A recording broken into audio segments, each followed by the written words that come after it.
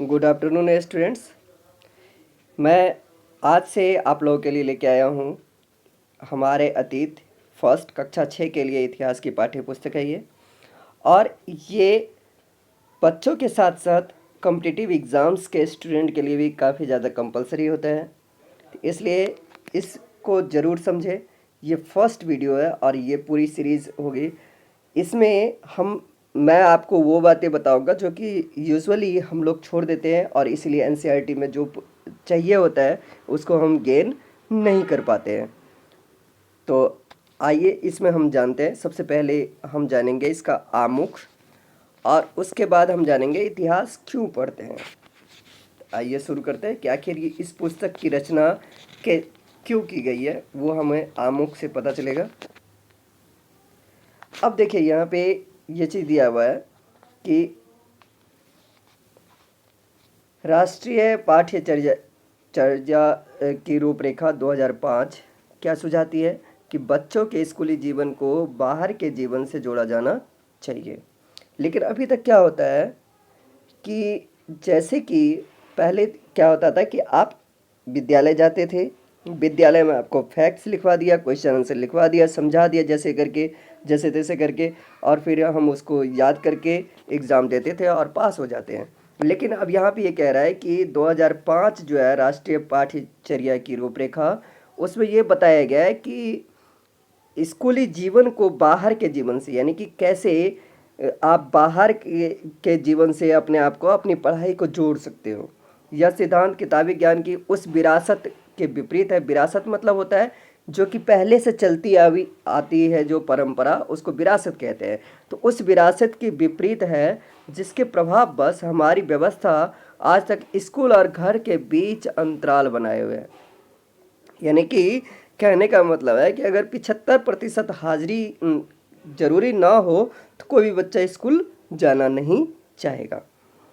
नई राष्ट्रीय पाठ्यचर्या पर आधारित पाठ्यक्रम और पाठ्य पुस्तकें इस बुनियादी विचार पर अमल करने का प्रयास है। इस प्रयास में हर विषय को एक मजबूत दीवार से घेर देने और जानकारी को रटा देने की प्रवृत्ति का विरोध शामिल है। यानी कि इसका विरोध करता है, ये जो पुस्तक है ये विरोध करती है इस बात का कि आप जो है ना क्या करते हो कि जानकारी को एक तरीके से रटवा रहे हो, स्टोर कर रहे हो, तो उसका यहाँ पे विरोध है। यानी कहने का मतलब है इसका क्या कि इस आपको, विद्यार्थियों को सोचने वाले प्राणी में बदलना पड़ेगा। जैसे कि उदाहरण के लिए कि आज जो हम जिस तरीके का ईंधन का प्रयोग करते हैं, क्या आज से 25 साल 50 साल पहले भी ऐसे ईंधन का प्रयोग होता था? क्या उससे 200 साल पहले भी ईंधन का ऐसा प्रयोग होता था? या उससे 1000 साल पहले भी उसी तरह का ईंधन होता था प्रयोग जो कि 100 साल पहले होता था? तो इस तरीके की बातों को सोचने के लिए मजबूर, ताकि वो बच्चा जाना खुद इमेजिन करे और फिर उसको, अगर वो इंफॉर्मेशन अगर हम देते हैं तो उसके थिंकिंग में सहायक होंगे, मतलब विचार करने में उनके लिए वो तथ्य सहायक होंगे।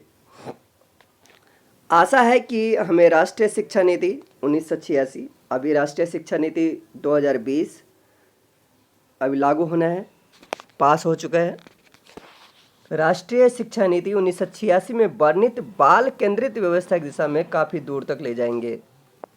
इस प्रयत्न की सफलता अब इस बात पर निर्भर है कि स्कूल के प्राचार्य यानी कि प्रिंसिपल और अध्यापक बच्चों को कल्पनाशील गतिविधियों और सवालों की मदद से सीखने और सिखाने के दौरान अपने अनुभवों पर विचार करने का कितना अवसर देते हैं।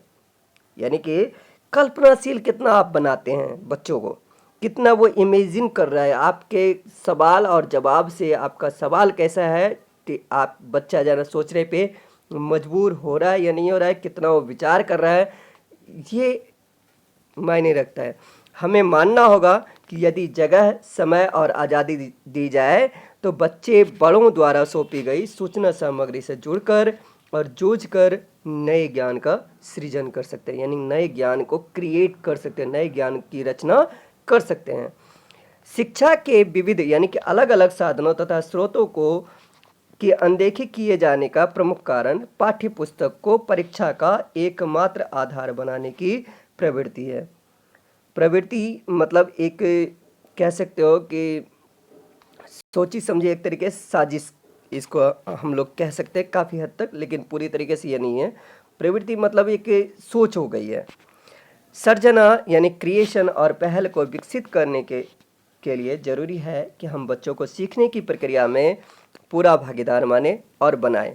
उन्हें ज्ञान की खुराक का ग्राहक मानना छोड़ दें। ये उद्देश्य स्कूल की दैनिक जिंदगी और कार्यशैली में काफ़ी फेरबदल की मांग करते हैं।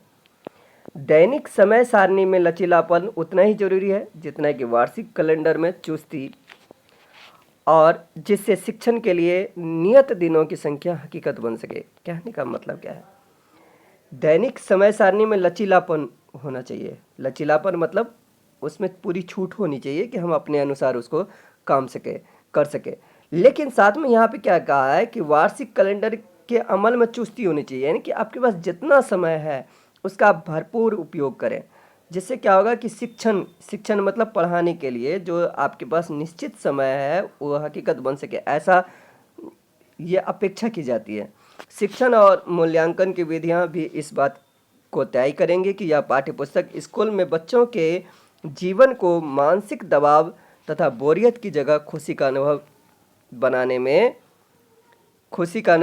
में प्रभावी सिद्ध होती है। बोझ की समस्या से निपटने के लिए पाठ्यक्रम निर्माताओं ने विभिन्न चरणों में ज्ञान का पुनर्निर्धारण करते समय बच्चों के मनोविज्ञान एवं अध्यापन के लिए उपलब्ध समय का ध्यान रखने से की पहले से अधिक सचेत कोशिश की है।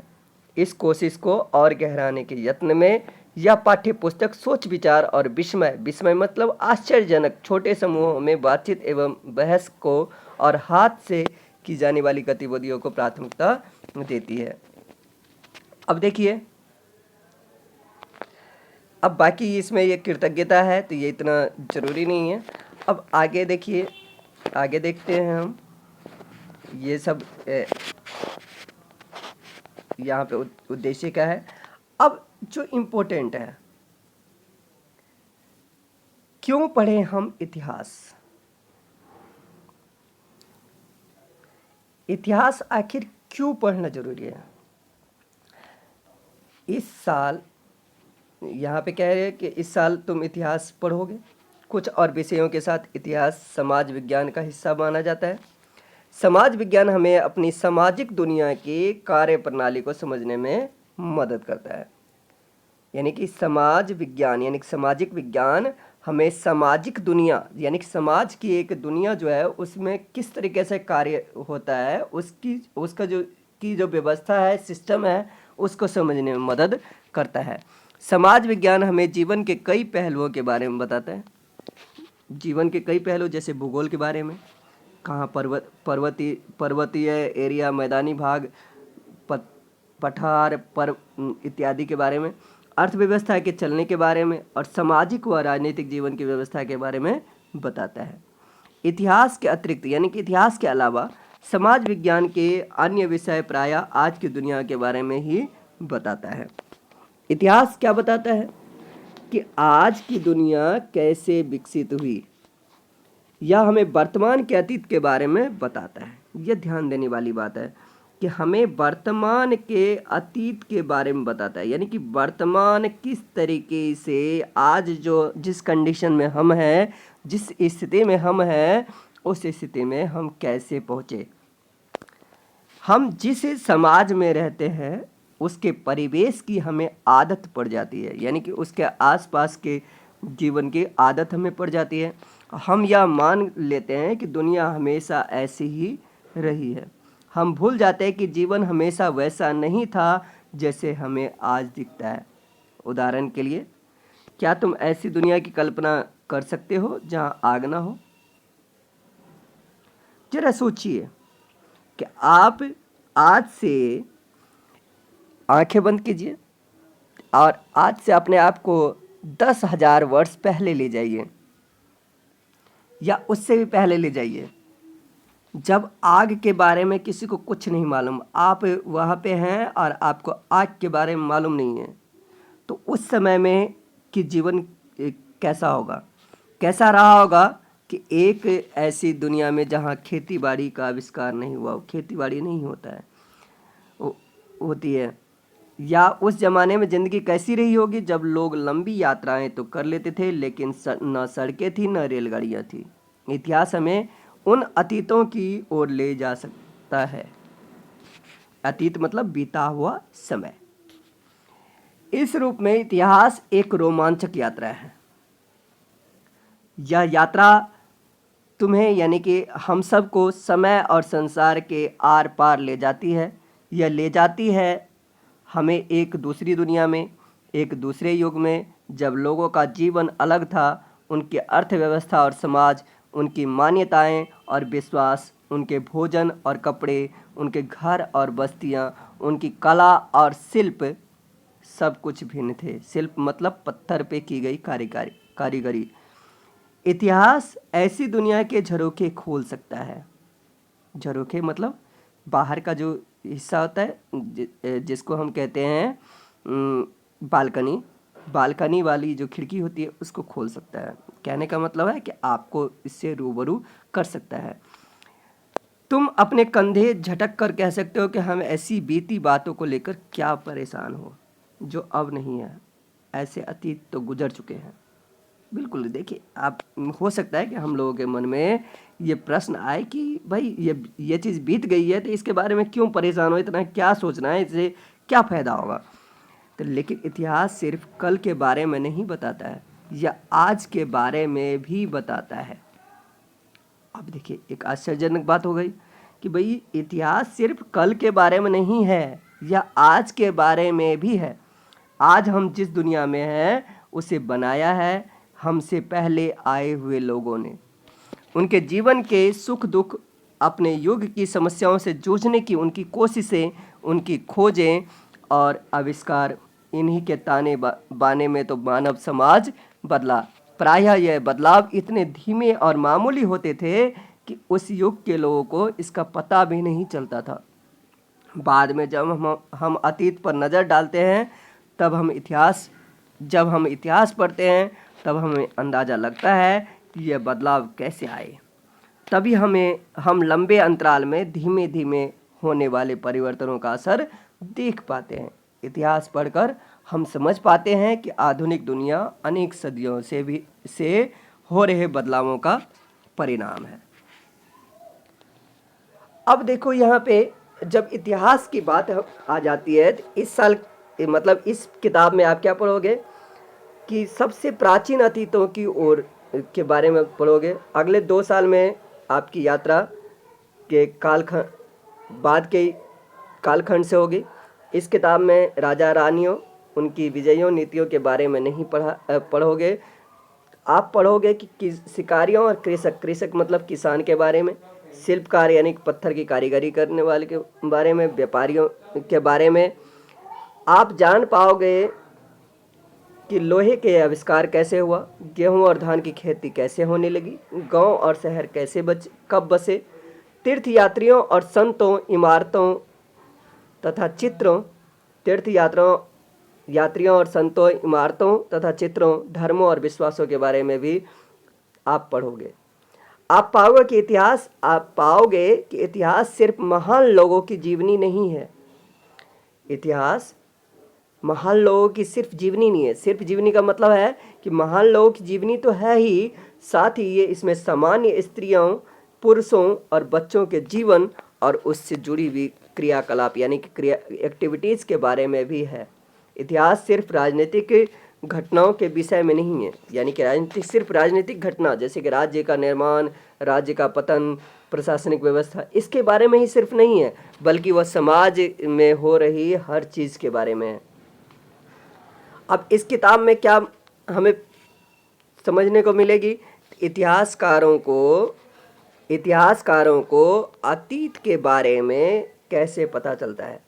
कुछ जासूसों की तरह इतिहासकार पुराने ज़माने में रहने वालों द्वारा छोड़े गए सुरागों और चिन्हों का अध्ययन करते हैं, यानी कि जो सुराग छूट गए या जो चिन्ह छूट गए उसका अध्ययन करते हैं। अतीत का हर अवशेष मतलब बचा हुआ भाग, जैसे पत्थर के औजार, पौधों के अवशेष, हड्डियाँ, लिखित सामग्री और चित्र, आभूषण तथा उपकरण, अभिलेख और सिक्के, इमारतें और मूर्तियाँ, बर्तन हमें पुराने ज़माने के बारे में बता सकता है। इतिहासकार और पुरातत्वविद इन स्रोतों का अध्ययन कर उन्हें समझने की कोशिश करते हैं। इस किताब में ऐसे कई स्रोत दिखाए जाएंगे और साथ साथ तुम यह भी पता कर पाओगे कि इतिहासकार इनका मूल्यांकन कैसे करते हैं। लेकिन इतिहास का अध्ययन हम सिर्फ अतीत को समझने के लिए नहीं करते। यहाँ पे एक बात और ध्यान देने वाली है कि इतिहास का अध्ययन हम सिर्फ अतीत को समझने यानी कि पुरानी बातों को समझने के लिए नहीं करते हैं। इतिहास हमें कुछ योग्यताएं और कौशल विकसित करने में मदद करता है, यानी कि स्किल डेवलपमेंट में मदद करता है। अतीत की दुनिया में समाने के लिए, एक ऐसी दुनिया के लोगों को समझने के लिए जिनका जीवन हमसे भिन्न था, अलग था, नए तरीके सीखने पड़ते हैं। जब हम यह करते हैं तो हमें अपना दिमाग खोलना पड़ता है और वर्तमान की छोटी सी दुनिया से बाहर निकलना पड़ता है। यह एक शुरुआत होती है दूसरे लोगों के क्रियाकलाप यानी कि एक्टिविटीज़ और सोचने के तरीकों को समझने की। हमारे लिए यह एक शिक्षाप्रद यानी शिक्षा देने वाली और संवर्धक यानी कि उसमें वृद्धि करने वाली अनुभव हो सकता है। इसलिए अपने कंधे झटकने से पहले तुम स्वयं से एक सवाल पूछो, क्या मैं यह जानना चाहता हूँ कि मैं कौन हूँ? क्या मैं यह समझना चाहता हूँ कि समाज कैसे चलता है? मैं जिस दुनिया में हूँ क्या उसे मैं जानना चाहता हूँ? अगर तुम चाहते हो तो तुम्हें ज़रूरत होगी यह जानने की कि हमारा समाज कैसे विकसित हुआ और कैसे हमारे अतीतों ने हमारे वर्तमान को रूप प्रदान किया। अब ये नीलाद्रि भट्टाचार्य ने लिखा है। तो अभी के लिए फ़िलहाल इतना ही। इसके बाद है आभार, और इसके बाद आभार के बाद आप इस चैप्टर में यहाँ पे ये देखिए, ये विषय सूची है। कब, क्या, कब, कहाँ और कैसे, आखेट, खाद्य संग्रह इत्यादि ये सब विषय सूची है। इसमें कुल 11 पाठ हैं। और उसके बाद है इस पुस्तक के बारे में कुछ बताया हुआ है इस पुस्तक में। इसको हम जानेंगे अगली वीडियो में, और साथ ही साथ इसका पहला अध्याय भी देखेंगे। तो तब तक के लिए हैव अ नाइस डे।